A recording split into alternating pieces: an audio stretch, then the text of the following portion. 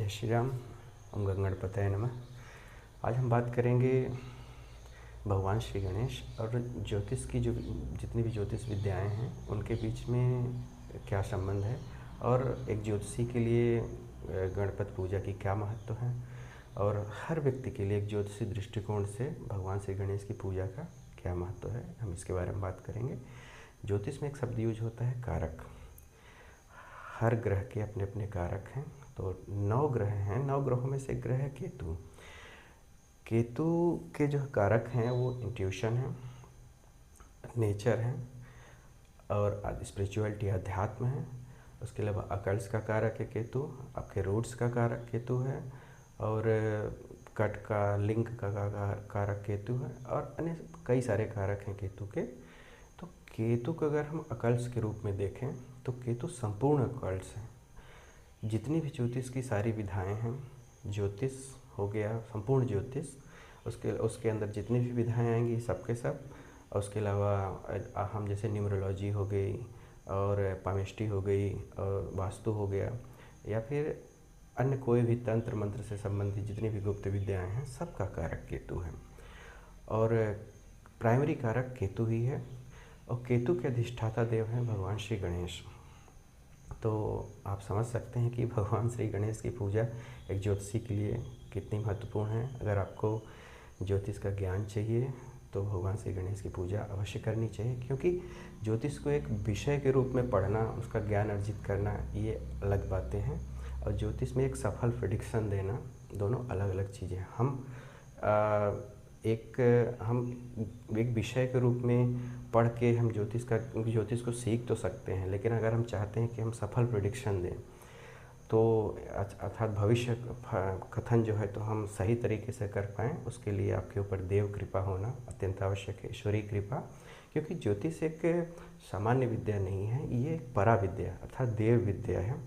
और देव विद्या ये है, इस कारण से देव कृपा होना अत्यंत आवश्यक है, क्योंकि एक इंट्यूशन पे आधारित विद्या है अर्थात अंतर चेतना पर आधारित विद्या है।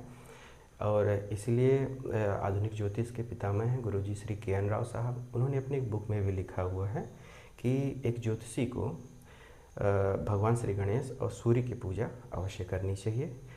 और मैं तो मानता हूँ कि एक ज्योतिषी को ही नहीं, बाकी सबको जो है तो प्रत्येक सनातनी को और या फिर हिंदू धर्म से जो भी संबंध रखते हैं उनको भगवान श्री गणेश और सूर्य की पूजा अवश्य करनी चाहिए। और ये हम कई पीढ़ियों से करते आ रहे हैं, हमारे पूर्वजों से ही, क्योंकि भगवान श्री गणेश को प्रथम पूज्य बोला गया है।